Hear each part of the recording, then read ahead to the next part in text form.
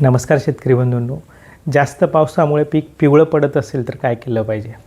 बऱ्याच शेतकऱ्यांचा समज असतो की ही नैसर्गिक क्रिया आहे किंवा नत्राची कमतरता आहे, त्याच्यामुळे झाड पिवळं पडतं आहे. तर मित्रांनो, ज्यावेळेस जास्त पाऊस पडत असतो त्यावेळेस जमिनीत जी हवा असते, हवेची जागा ही पाणी घेत असतं.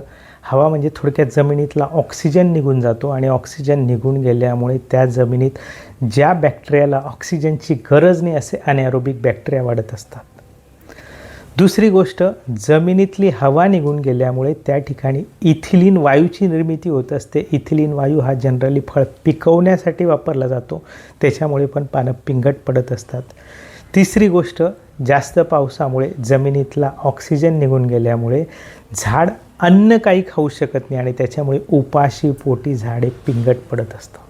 मग अशा परिस्थितीत काय केलं पाहिजे? तर मित्रांनो, अशा परिस्थितीत ज्यावेळेस झाड उपाशी असतं, जमिनीतून खाऊ शकत नाही, मुळाद्वारे अन्न घेऊ शकत नाही, तर अशा परिस्थितीत आपण लवकर रिझल्ट मिळवण्यासाठी पानाद्वारे अन्न द्यायची सोय करायची.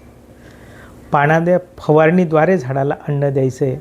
दुसरी गोष्ट आहे, शेतात साचलेलं पाणी काढायचं आहे. आणि तिसरी गोष्ट, जर आपल्याला लगेच रिझल्ट हवे असेल तर जिवंत जीवामृताचा फवारणी करायची. जिवंत जीवामृताची फवारणी केली तर आपलं झाड लवकर रिकवर होईल.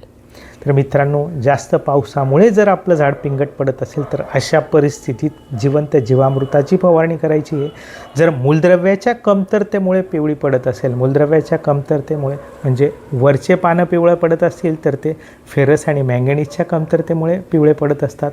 खालचं पूर्ण पान पिवळे पडत असतील तर ते नत्राच्या कमतरतेमुळे पिवळे पडत असतात. पण जर पावसामुळे पूर्ण झाडच पिंगट दिसत असेल तर अशा परिस्थितीत आपण जिवंत जीवामृताची फवारणी घ्यायची, जेणेकरून झाड त्याची क्रिया थांबणार नाही आणि जरी खालून अन्न घेऊ शकत नाही तरी पानाद्वारे आपण अन्न दिल्यामुळे झाड त्याची ताकद टिकवून ठेवेल. ओके, धन्यवाद.